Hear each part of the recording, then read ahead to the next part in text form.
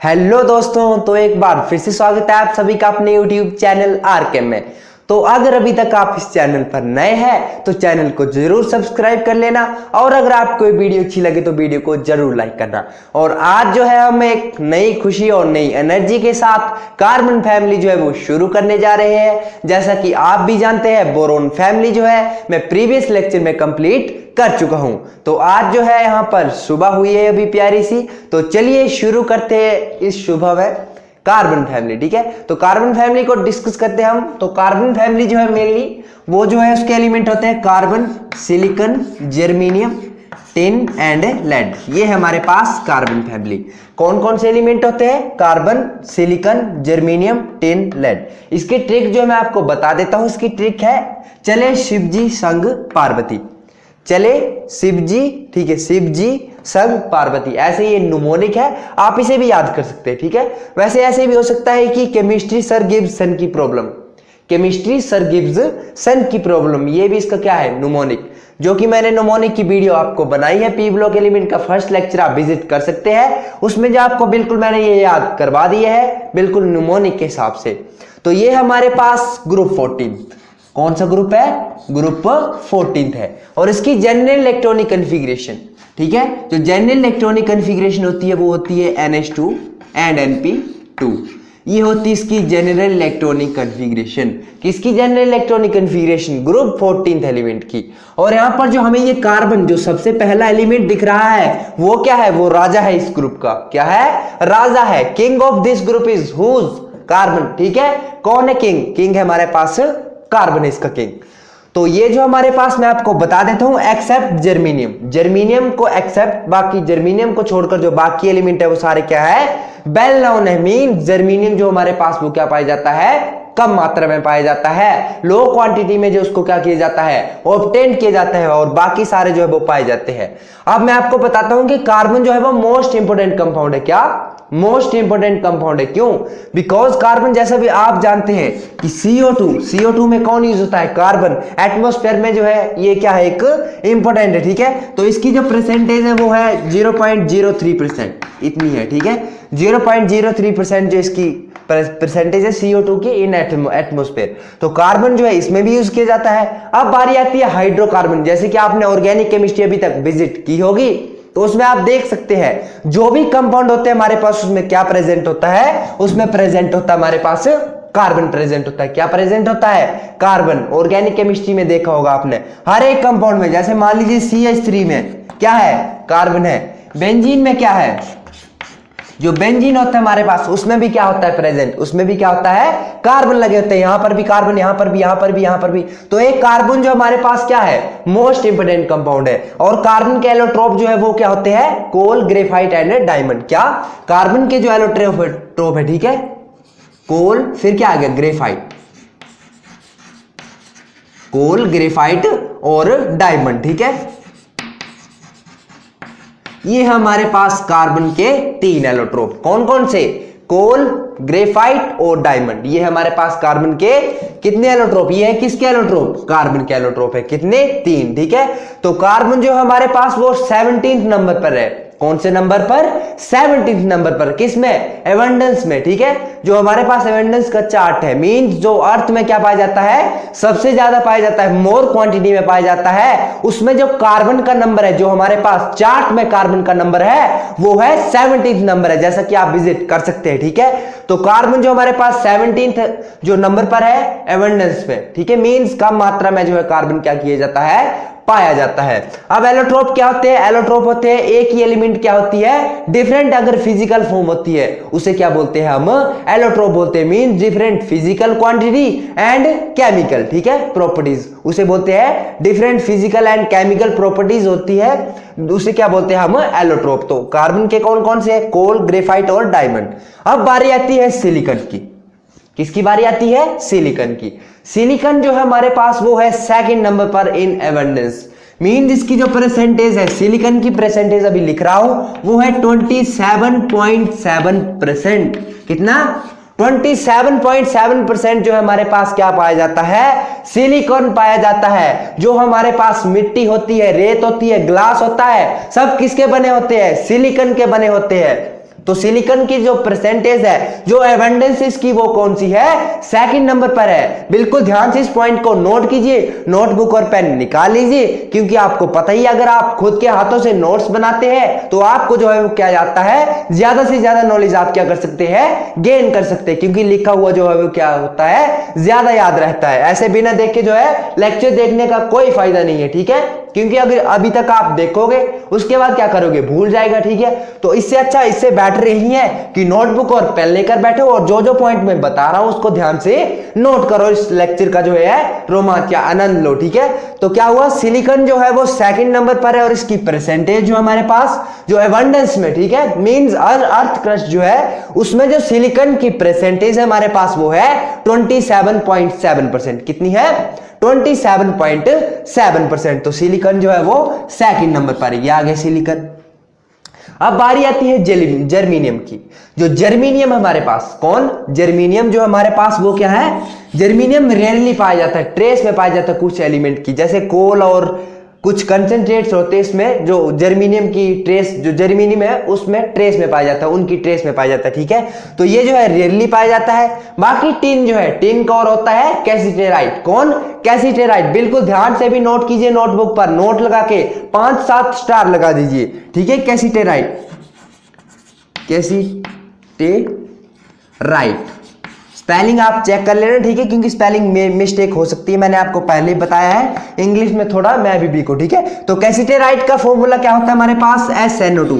ये जो है और है, किसका और है? टिन का और है। कौन? कैसिटेराइट। बिल्कुल ध्यान से इसको नोट कीजिए, cassiterite is the ore of tin. किसका और है? कैसिटेराइट किसका और है? टिन का और है। अब आपको बताता हूं, लेड की बारी आ गई। ये हमारे पास Pb, सिंबल क्या होता है लेड का? Pb होता है। तो Pb का जो और है वो है गैलिना, PbS, ठीक है। गैलिना क्या होता है हमारे पास? किसका और है? Pb हमारे पास उसका और है, ठीक है, गैलिना। ये आ गया हमारे पास गैलिना। गैलिना क्या है? PbS। बिल्कुल ध्यान से इन दो और को नोट कीजिए।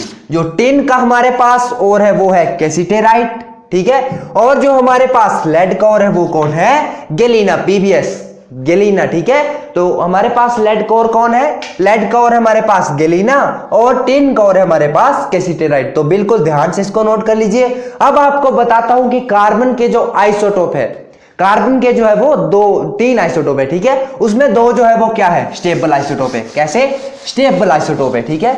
स्टेबल आइसोटोप जैसे कि मीन थर्ड जो हमारे पास आइसोटोप है वो बहुत ही इंटरेस्टिंग और ध्यान से नोट करने वाली बात है, क्योंकि थर्ड जो आइसोटोप है उसका जो लाइफ है, लाइफ लाइन जो इसकी, ठीक है, कब तक वो जी सकता है, उसकी लाइफ लाइन है 5770 ईयर्स। सोचो कितनी है? 5717 ईयर्स। ये हमारे पास 5717 ईयर्स, ये किसकी लाइफ लाइन है कि कौन जी सकता है ये, ठीक है। कौन सा है? C14। ये हमारे पास isotope of carbon, this is the third isotope, radioactive. ये हमारे पास C14, इसकी जो हमारे पास जीने की जो लाइफ लाइन है वो कितनी है? 5770 जो इसकी लाइफ है, ठीक है, इस लाइफ टाइम तक ये जो है रह सकता है। तो जैसे कि फॉइजल होते हैं, ठीक है, अर्थ की एज को मापने के लिए जो है किसका यूज किया जाता है? C14 का यूज किया जाता है। अभी नोट्स में डालिए, जाकर इस पॉइंट को नोट्स में लिखिए कि C14 जो हमारे पास, उसका यूज किसके लिए किया जाता है? अर्थ की एज को कैलकुलेट करने के लिए। व्हाई? बिकॉज इसकी जो हमारे पास ये लाइफ है वो कितनी है? 5717 ईयर्स। 5717 ईयर लाइफ किसकी है? C14 आइसोटोप ऑफ कार्बन की है।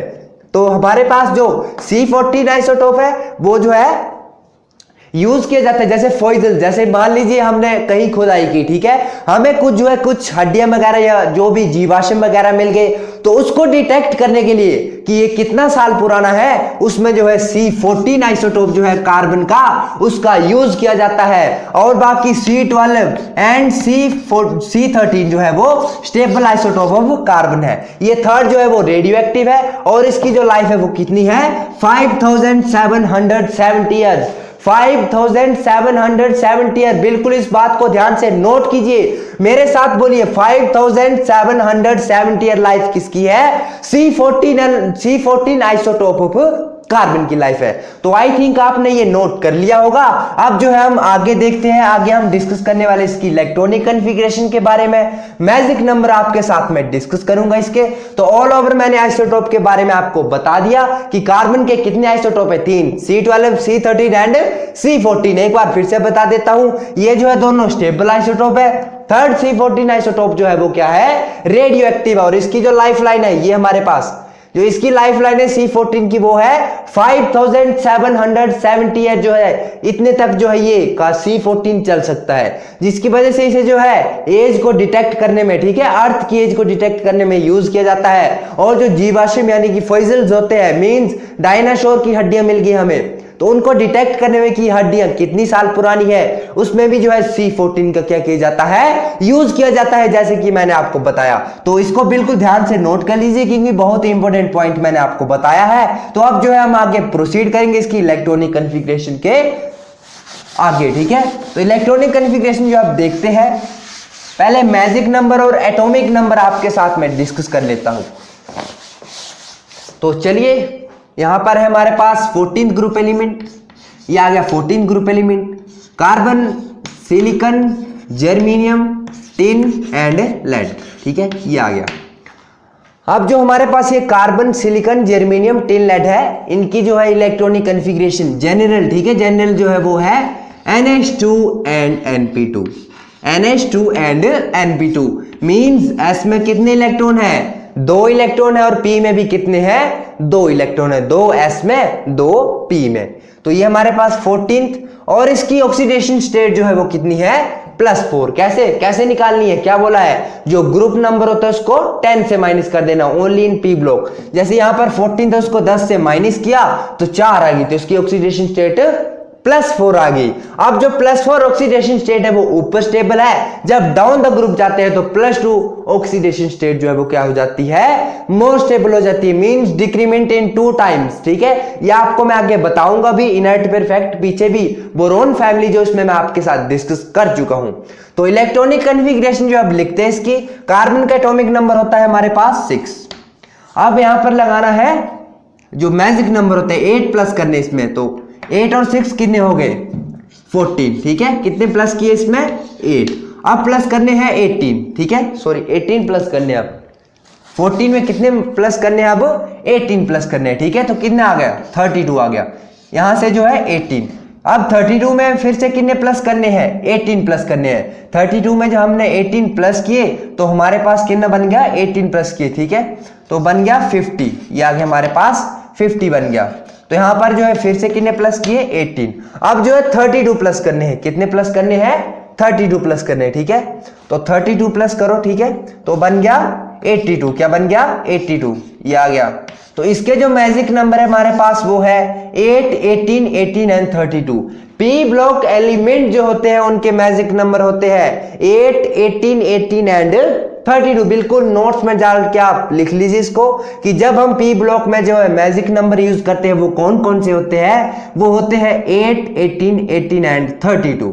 जिससे कि हम क्या कर सकते हैं, जैसे मान लीजिए हमें कार्बन का एटॉमिक नंबर पता है तो नीचे सिलिकॉन, जर्मेनियम, टिन और लेड का हम एटॉमिक नंबर फाइंड कर सकते हैं। कैसे, इसमें क्या करना है, 8 प्लस कर देना है, 6 में 14 आ गया, 14 में 18 प्लस कर देना है, 32 आ गया, 32 में 18 प्लस किया तो हमारे पास कितना आ गया, 32 में 18 प्लस किया तो 50 आ गया, ठीक है, जैसे कि आप देख रहे हैं। तो ये आ गए हमारे पास। अब 50 में जो है 32 प्लस किया तो 82 आ गया। तो ये है इसके मैजिक नंबर। अब जो इलेक्ट्रॉनिक कॉन्फ़िगरेशन आपके साथ डिस्कस करता हूं मैं, तो इसको थोड़ा अच्छे से लिख लेता हूं, ठीक है, यहां पर, ताकि इलेक्ट्रॉनिक कॉन्फ़िगरेशन लिखने के लिए जगह बच जाए।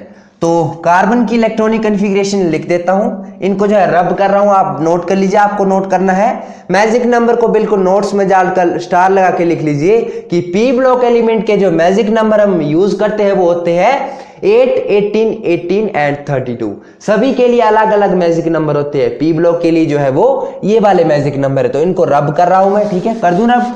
तो आई थिंक आपने नोट कर लिया होगा। जनरल इलेक्ट्रॉनिक कॉन्फ़िगरेशन क्या है इसकी, NH2 एंड Np2। 2 है, मींस S में भी 2 इलेक्ट्रॉन है और P में भी कितने इलेक्ट्रॉन है, 2 इलेक्ट्रॉन है। तो ये है इसकी जनरल इलेक्ट्रॉनिक कन्फिग्रेशन।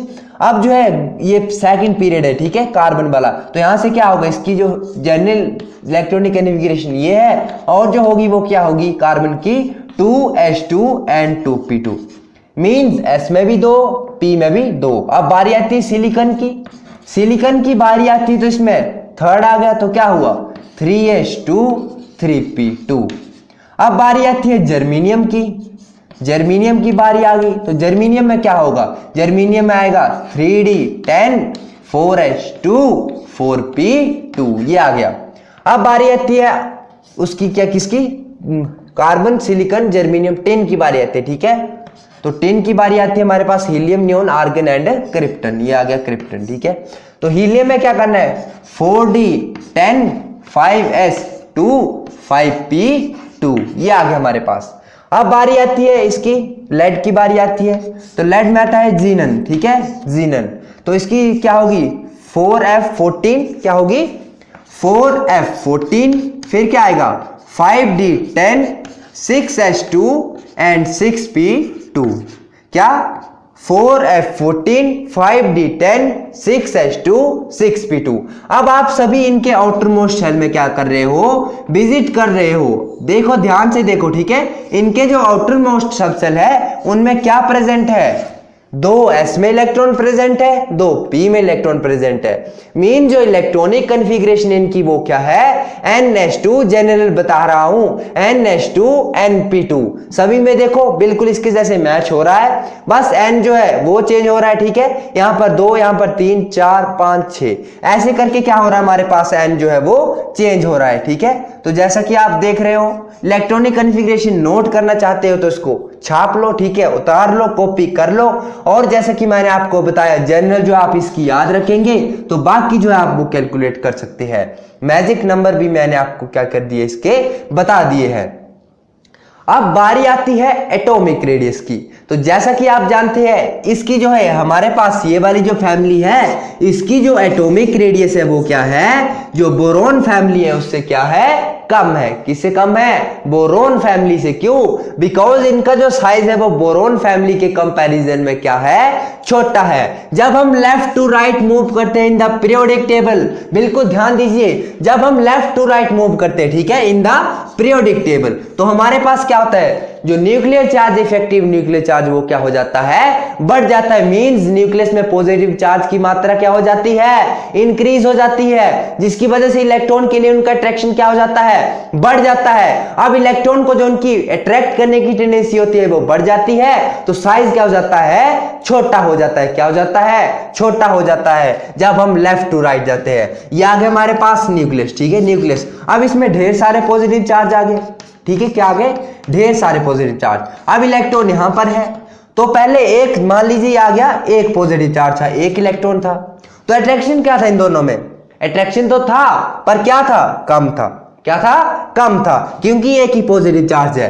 अब जब बहुत सारे पॉजिटिव चार्ज आ गए न्यूक्लियस में, क्या आ गए, बहुत सारे पॉजिटिव चार्ज, इलेक्ट्रॉन बेचारा एक ही है, तो सारे क्या होंगे, इसको अट्रैक्ट करने वाले होंगे, तो जिसकी वजह से क्या होगा, अट्रैक्शन जो इनमें बढ़ जाएगा, ठीक है। ज्यादा जो पॉजिटिव चार्ज की वजह से होने के लिए जो है ये electron tightly held to nucleus क्या होगा, अटैच हो जाएगा, मींस यहां पर झुक जाएगा, ठीक है। ये पहले ऐसे था, अब कैसे हो गया, छोटा हो गया, ठीक है। तो जिसकी वजह से साइज में क्या आ जाएगा, डिक्रीमेंट आ जाएगा, और इस फैमिली का जो साइज है वो बोरोन के कंपैरिजन में जो है वो क्या है, लेस है। और डाउन द ग्रुप जब हम जाते हैं, डाउन द ग्रुप जब हम जाते हैं, कार्बन से जब हम लेड की तरफ मूव करते हैं, तो साइज जो हमारे पास वो क्या होता है, इंक्रीज होता है, ठीक है। क्या होता है, इंक्रीज होता है जब हम डाउन द ग्रुप जाते हैं। डाउन द ग्रुप जब हम जाते हैं तो इफेक्टिव न्यूक्लियर चार्ज कम होता है, मींस पॉजिटिव चार्ज की कमी आ जाती है, इलेक्ट्रॉन वो दूर चला जाता है, ठीक है। तो न्यूक्लियस उसको उतना अट्रैक्ट नहीं कर पाता, तो ऐसा फूला सा बैठा रहता है, मतलब बड़ा हो जाता है, ठीक है। जिसकी वजह से डाउन द ग्रुप साइज क्या होता है, इंक्रीज होता है। तो क्या है, डाउन द ग्रुप साइज क्या होता है, साइज क्या होता है down the group, down the group size क्या होता है, इंक्रीज होता है। तो फिर क्या ऑर्डर क्या होगा इसका, कम, carbon, silicon, germanium, tin, lead, means ऐसे ऐसे होगा, ठीक है। कार्बन का जो है सबसे कम होगा, फिर सिलिकॉन, जर्मेनियम, टिन और लेड, लेड का जो है सबसे ज्यादा साइज होगा। अब बारी आती है आयोनाइजेशन एंथैल्पी, किसकी, आयोनाइजेशन एंथैल्पी। अब आयोनाइजेशन एंथैल्पी क्या होती है, मैंने वैसे आपको पीछे भी बताई है लेकिन अभी भी बता देता हूं। आयोनाइजेशन एंथैल्पी जो है वो होती है जो बैलेंस इलेक्ट्रॉन को रिमूव करने के लिए जिस एनर्जी का यूज किया जाता है उसे क्या बोलते हैं हम, आयोनाइजेशन एंथैल्पी। क्या बोलते हैं, आयोनाइजेशन एंथैल्पी। जो एनर्जी हमें बैलेंस इलेक्ट्रॉन को छुड़ाने में लगती है, उसको रिमूव करवाने में लगती है, उस एनर्जी को हम बोलते हैं आयोनाइजेशन एंथैल्पी। तो इस जो ये वाला हमारे पास एलिमेंट है 14th ग्रुप, कार्बन वाली फैमिली जो है, इसकी आयोनाइजेशन एंथैल्पी फर्स्ट वाली जो है वो बोरोन फैमिली के कंपैरिजन में हाई है। बिल्कुल पॉइंट जो है नोट्स में डालकर इंपोर्टेंट लगा लीजिए। जो कार्बन है हमारे पास 14th ग्रुप एलिमेंट, उसकी जो आयोनाइजेशन एंथैल्पी है वो बोरोन फैमिली से क्या है, हाई है, ठीक है। इसकी first ionization enthalpy boron family से क्या है, हाई है। अब ऐसा क्यों, बिकॉज साइज क्या है इनका, छोटा है। साइज क्या है, छोटा है। अब ये मान लीजिए एग्जांपल देता हूं, जैसे एक आदमी है, ठीक है, वो अब बहुत मतलब कुआं था एक, ठीक है, या खाई जैसे भी आप मान लो, बड़े ज्यादा जाकर नीचे गिर गया है, ठीक है, एक ऊपर भी लटक गया है। तो किसको निकालना आसान होगा, ऊपर वाले को कि जो सबसे ज्यादा नीचे जाकर गिरा है उसको। तो आप बोलेंगे जी ऊपर वाले को सबसे ज्यादा निकालना आसान होगा। तो इन द बोरोन फैमिली बिल्कुल वैसे ही होता है, ठीक है। बोरोन फैमिली में जो है इलेक्ट्रॉन क्या है, थोड़ा क्या होता है, न्यूक्लियस के दूर होता है, ठीक है। क्यों, बिकॉज इफेक्टिव न्यूक्लियर चार्ज जो बोरोन फैमिली में है वो कम होता है, जिसकी वजह से इलेक्ट्रॉन को रिमूव करना हमें क्या हो जाता है, इजी हो जाता है। बट जब हम इस केस में आते हैं तो इलेक्ट्रॉन और खाई में चला जाता है, नीचे चला जाता है, तो उसको एनर्जी क्या करनी पड़ती है, ज्यादा देनी पड़ती है। मीन्स जो बोरोन फैमिली वाला आदमी कुएं में लटका हुआ था, उसको एनर्जी हमें देने के लिए मान लीजिए 2 आदमी बुलाने पड़े। बाकी अब बारी आती है कार्बन फैमिली की, तो उसको मान लीजिए बड़े ज्यादा खाई में नीचे जाकर गिर गया है, तो पूरा गांव ही उठा ले आए, तो एनर्जी क्या होगी, उसमें इंक्रीज हो गई। तो जिसकी वजह से क्या होगा, कार्बन फैमिली की जो फर्स्ट आयोनाइजेशन एंथैल्पी है वो क्या है, ज्यादा है as comparison of boron, because इसमें जो इफेक्टिव न्यूक्लियर चार्ज है वो ज्यादा है। तो न्यूक्लियस जो है टाइटली हेल्ड टू क्या हो जाता है, सॉरी इलेक्ट्रॉन जो है वो टाइटली हेल्ड टू न्यूक्लियस हो जाता है, जिसकी वजह से क्या होता है, जिसकी वजह से हम इलेक्ट्रॉन को रिमूव कर नहीं सकते, ठीक है। इजी नहीं होता, वैसे तो कर सकते पर एनर्जी जो है क्या लगती है, ज्यादा लगती है। ये बता दिया मैंने इसको आपको आयनाइजेशन एंथैल्पी के लिए। सो आयनाइजेशन एंथैल्पी जो है वो क्या होती है, डिक्रीज होती है down the group. Down the group ionization enthalpy क्या होती है, डिक्रीज। क्यों, साइज क्या हो जाता है, बढ़ता जाता है। मींस जो आदमी कुएं में गिरा था वो ऊपर आता जाता है, तो जिसकी वजह से क्या होता है, उसको रिमूव कर पाना क्या हो जाता है, इजी हो जाता है। तो जिसकी वजह से क्या होता है, यहां पर इनकी आयनाइजेशन एंथैल्पी जो है डाउन द ग्रुप क्या होती है, डिक्रीज होती है, ठीक है। क्या होती है, डिक्रीज होती है। अब बारी आती है in case of these compounds, ठीक है, दीज एलिमेंट की जो आयनाइजेशन एंथैल्पी का जो ऑर्डर है वो आखिरकार क्या होगा। तो मैं आपको बता दूं कि इसमें जो है आयोनाइजेशन एंथैल्पी में ओनली चेंजिंग कहां पर आएगी, ये वाला जो है नीचे आ जाएगा और पी भी जो है वो ऊपर चला जाएगा। अब ऐसा क्यों होता है कि जो टिन है हमारे पास वो नीचे आ गया और लेड जो है ऊपर चलेगा। मींस टिन की जो आयोनाइजेशन एंथैल्पी है वो कम क्यों होगी और जो हमारे पास लेड है उसकी ज्यादा क्यों होगी। तो जैसा कि आप इलेक्ट्रॉनिक कॉन्फ़िगरेशन को विजिट कर पा रहे हो, तो शील्डिंग इफेक्ट सबसे ज्यादा किस में होता है, एस फिर डी फिर पी, एस पी डी फिर एफ, ये आ गया शील्डिंग इफेक्ट का ऑर्डर। तो मैंने आपको प्रीवियस लेक्चर बोरोन फैमिली में भी बताया हो, पर यहां पर भी बता देता हूं। बारी आती है लेड के केस में, बिल्कुल ध्यान से सुनिएगा, नोट कीजिए इसको, कि जब बारी आती है लेड के केस में तो हमारे पास क्या आता है, हमारे पास जो है वो क्या हो जाता है, इसमें 4f जो है वो शब्द से ला जाते हैं। मींस f शब्द से ला गया। अब ये हमारे पास न्यूक्लियस, ठीक है। जब हम इस केस में थे, ठीक है, मान लीजिए इस केस में ये केस ले लेते हैं, तो S सब सेल था, तो S की जो है वो स्फेरिकल शेप होती है, गोल होता है बिल्कुल, तो न्यूक्लियस को क्या करेगा, अच्छे से ढक सकेगा।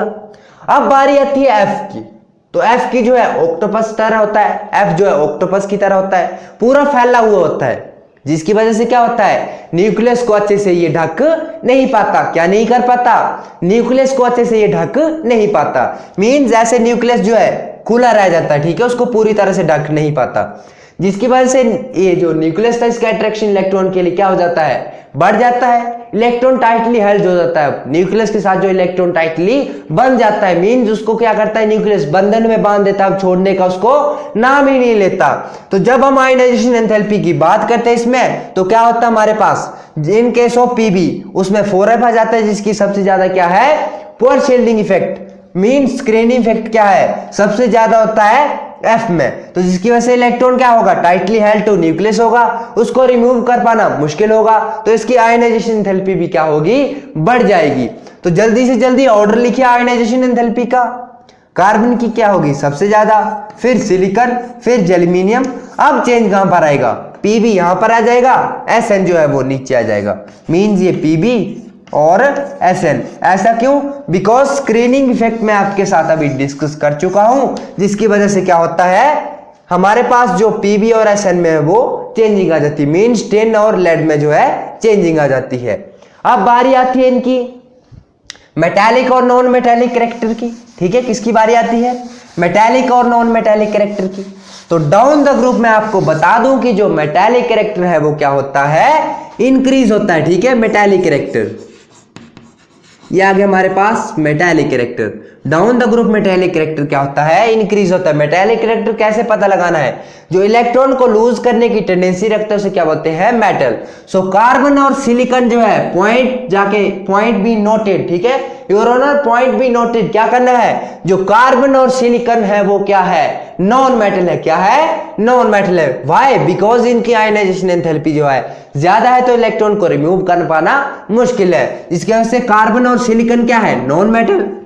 बारी आती है जर्मेनियम की। जर्मेनियम जो है वो क्या है, मेटेलॉइड। अब ये मेटेलॉइड क्या चीज आ गई, मेटेलॉइड वो होते हैं जो दोनों प्रॉपर्टी शो करते हैं। क्या करते हैं, दोनों प्रॉपर्टी। जैसे क्रिकेटर होता है वो क्या होता है, ऑलराउंडर। जैसे क्रिकेटर में प्रॉपर्टी कौन सी होती है, जैसे क्रिकेट देखते होंगे आप, मैच देखते होंगे, तो क्रिकेट में क्या होता है, एक प्लेयर होता है वो दोनों प्रॉपर्टी शो करता है, मींस बैटिंग भी आती है उसको, बॉलिंग भी आती है, फील्डिंग भी आती है। तो क्या किया उसने, दो प्रॉपर्टी शो की, तो उसको बोल दिया ऑलराउंडर। अब बारी आती है केमिस्ट्री में। केमिस्ट्री में क्या है, जो जर्मेनियम है वो दोनों प्रॉपर्टी शो करता है, मींस मेटल की तरह भी बिहेव करता है, नॉन मेटल की तरह भी बिहेव करता है। तो जिसकी वजह से जर्मेनियम क्या हो गया, मेटेलॉइड। क्रिकेट में ऑलराउंडर बोलते हैं, और यहां पर क्या केमिस्ट्री में क्या बोलते हैं, मेटेलॉइड। क्या बोलते हैं, मेटेलॉइड। तो मेटेलॉइड मैं आपको बता चुका हूं, तो आपको समझ आ गया होगा। अब जो है आगे देखते हैं, आगे बारी आती है टिन और लेड की। ये जो है दोनों मेटल है। क्या है, मेटल, क्योंकि इनसे इलेक्ट्रॉन जो है वो क्या हो जाता है, रिमूव हो जाता है। अब बारी आती है MP and BP, blood pressure नहीं, ठीक है, मेल्टिंग एंड बॉइलिंग पॉइंट। किसकी बारी आती है, melting point and boiling point. किसकी बारी आती है, MP एंड BP। तो MP एंड BP मैं आपको बता देता हूं, MP और BP ये हमारे पास मेल्टिंग पॉइंट और बॉइलिंग पॉइंट ये है, ठीक है। तो मेल्टिंग पॉइंट और बॉइलिंग पॉइंट है जो डाउन द ग्रुप होते हैं वो क्या होते हैं, डिक्रीज होते हैं, ठीक है। डाउन द ग्रुप में MP एंड BP जो है डिक्रीज होते हैं। क्यों, बिकॉज साइज जो है इंक्रीज होता है। अब इनको मेल्ट करना और क्या करना, इनको मेल्ट करना और ठीक है इनके बाउंड को तोड़ पाना इजी हो जाता है, जिसकी वजह से क्या होता है, MP और BP हाई हो डिक्रीज हो जाते हैं। बट इन केस यहां पर फिर क्या होगा, उल्टा होगा। इसमें इलेक्ट्रॉन जो है टाइटली हेल्ड टू न्यूक्लियस होगा, तो इसके बाउंड को तोड़ पाना, बॉइल कर पाना, इसको मेल्ट कर पाना क्या हो जाएगा, मुश्किल हो जाएगा। जिसकी वजह से क्या होगा, बॉइल कर पाना इसको मुश्किल हो जाएगा और मेल्ट कर पाना भी इसको मुश्किल हो जाएगा। तो इसका जो MP और BP है वो 10 से क्या हो जाएगा, हाई हो जाएगा। अब इस फैमिली का जो MP और BP है, इस फैमिली का जो मेल्टिंग और बॉइलिंग पॉइंट है as comparison of boron family क्या है, मच हायर है, ठीक है, बहुत ज्यादा हाई है। क्यों, ऐसा क्यों, बिकॉज यहां पर जब हम आते हैं तो साइज क्या हो जाता है, छोटा हो जाता है। अब बाउंड लेंथ भी क्या होती है, इनकी कम होती है। तो जिस चीज की बाउंड लेंथ कम होगी तो उसको तोड़ पाना क्या होगा, मुश्किल होगा। मान लीजिए आपसे एक लकड़ी की बात करते हैं, ठीक है, छोटी सी बात करता हूं कि एक लकड़ी का मैंने आप मान लीजिए एक लकड़ी दे दी लंबी जैसी। अब मैंने आपको बोला कि भाई इसको क्रैक करो, तो आपने क्या किया, आपने बोला लो पकड़ो मैं करता हूं क्रैक। मैंने ऐसे पकड़ लिया, आपने बिल्कुल तोड़ दी। अब छोटी सी मंगवाता हूं तो छोटी सी पकड़ी तो उसको तोड़ना आपके लिए क्या हो जाएगा, मुश्किल हो जाएगा, आपसे वो अब टूट नहीं पाएगी। तो जिसकी वजह से क्या होगा हमारे पास, जिसकी वजह से क्या होगा, इनका जो मेल्टिंग और बॉइलिंग पॉइंट है वो क्या हो जाएगा, हाई हो जाएगा as the comparison of boron family. तो ये भी पॉइंट नोट कीजिए, पॉइंट में भी नोटेड योर ऑनर। ठीक है, क्या करना है, carbon silicon germanium tin lead, जो हमारे पास कार्बन राजा है इस फैमिली का, उसका जो बॉइलिंग और मेल्टिंग पॉइंट होता है बोरॉन फैमिली के कंपैरिजन में वो क्या होता है, हायर होता है। क्या होता है, हायर। तो इस पॉइंट को नोट कीजिए। अब इसका ऑर्डर लिखवाता हूं मैं, ठीक है, मेल्टिंग और बॉइलिंग पॉइंट का ऑर्डर नोट कीजिए, यहां पर और लगा लेना, ठीक है, एमपी एंड बीपी। तो क्या है इसका ऑर्डर, सबसे पहले कार्बन का आएगा, फिर सिलिकॉन, फिर जर्मेनियम। चेंजिंग कहां पर आ रही है, इन दोनों में आ रही है, क्यों, स्क्रीनिंग इफेक्ट की वजह से। तो यहां पर आ जाएगा पीबी और लास्ट पर रहेगा 10। ये हमारे पास एमपी एंड बीपी का ऑर्डर, तो आप इसे नोट कर सकते हैं। तो आई थिंक आपने ये नोट अब कर लिया होगा। तो अब जो है मैं आपको बताता हूं ऑक्सीडेशन स्टेट। ऑक्सीडेशन स्टेट बहुत ज्यादा इंपॉर्टेंट, ठीक है, बहुत क्या बताऊं, मतलब बहुत ही ज्यादा इंपॉर्टेंट बात आ चुकी है अब, ठीक है, इनको गंदा हो गया, मैं अच्छे से लिख देता हूं। तो यहां पर कार्बन, सिलिकॉन, जर्मेनियम, टिन और lead. Oxidation state P block element में कैसे निकालनी है, जो ग्रुप नंबर होता है उसको 10 से माइनस कर देना है। तो इसको 10 से माइनस किया तो हमारे पास +4 ऑक्सीडेशन स्टेट आ गई। कितनी आ गई, +4 ऑक्सीडेशन स्टेट। अब जब हम डाउन द ग्रुप जाते हैं तो क्या होता है, हमारे पास ऑक्सीडेशन स्टेट जो है वो क्या हो जाती है, +2 स्टेबल हो जाती है। अब ऐसा क्यों, ये आ गया हमारे पास न्यूक्लियस, ये फर्स्ट सेल और ये आ गया सेकंड सेल, ठीक है, ये फर्स्ट सेल और ये आ गया सेकंड। अब पी में कितने इलेक्ट्रॉन है, 2 इलेक्ट्रॉन, एस में भी कितने हैं, 2 इलेक्ट्रॉन। अब जब हम डाउन द ग्रुप जाते हैं तो यहां पर एफ सब सेल आ जाता है, डी सब सेल आता है, जिसकी वजह से क्या होता है, मैंने आपको बताया वो न्यूक्लियस को अच्छे से ढक नहीं पाता है और ये वाला न्यूक्लियस इन 2 इलेक्ट्रॉन को अपने बंधन में बांध लेता है। इनको जो है बॉन्ड फॉर्मेशन होती है उनमें पार्टिसिपेट नहीं करने देता। तो इसको हम क्या बोलते हैं, इसको बोलते हैं इनर्ट परफेक्ट, ठीक है, क्या बोलते हैं इसको, इनर्ट परफेक्ट। प्रीवियस लेक्चर में भी डिस्कस कर चुका हूं बोरॉन फैमिली में। क्या होता है कि जब हम एफ में पहुंचते हैं, ठीक है, एफ सब सेल में, तो इसकी शेप जो है वो क्या है, एफ की कॉम्प्लेक्स है, मींस पूरा फैला हुआ है, ठीक है। तो न्यूक्लियस को अच्छे से कवर नहीं कर पाता, स्क्रीन नहीं कर पाता, ढक नहीं पाता, जिसकी वजह से क्या होता है, न्यूक्लियस का अट्रैक्शन क्या हो जाता है, बढ़ जाता है। न्यूक्लियस का अट्रैक्शन बढ़ जाता है तो आप बोलेंगे अरे न्यूक्लियस का अट्रैक्शन तो बढ़ गया, फिर ये 2 इलेक्ट्रॉन को इनको क्यों नहीं कर रहा इनर्ट, इनको क्यों नहीं बांध रहा दोनों इलेक्ट्रॉन को। तो मैं आपको बता दूं कि जो एस वाला होता है वो न्यूक्लियस के सबसे पास होता है, जिसकी वजह से क्या होता है, ये एस वाले को ज्यादा अट्रैक्ट कर पाता है। ऐसा नहीं है कि इन दोनों के साथ अट्रैक्शन नहीं है, पर थोड़ा इनके मुकाबले क्या है, कम है, ठीक है। तो इन दोनों को आजादी है, मींस थोड़ी इनसे क्या है, आजादी है, ये बॉन्ड में जो है पार्टिसिपेट कर सकते हैं। तो इन दोनों को बांध लिया, बचे कितने, 2 इलेक्ट्रॉन बचे। तो +2 ऑक्सीडेशन स्टेट जो है वो डाउन द ग्रुप क्या होती है, स्टेबल होती है। पॉइंट को नोट कीजिए, बिल्कुल ध्यान से देखिए इसको, +2 ऑक्सीडेशन स्टेट इज स्टेबल, ठीक है। व्हेन डाउन द ग्रुप जब हम क्या करते हैं, जाते हैं, और जो जब हम टॉप पर होते हैं तो +4 ऑक्सीडेशन स्टेट क्या होती है, स्टेबल हो जाती है। कौन सी ऑक्सीडेशन स्टेट, +4 ऑक्सीडेशन स्टेट। अब आयनाइजेशन एंथैल्पी की बात करते हैं कार्बन में।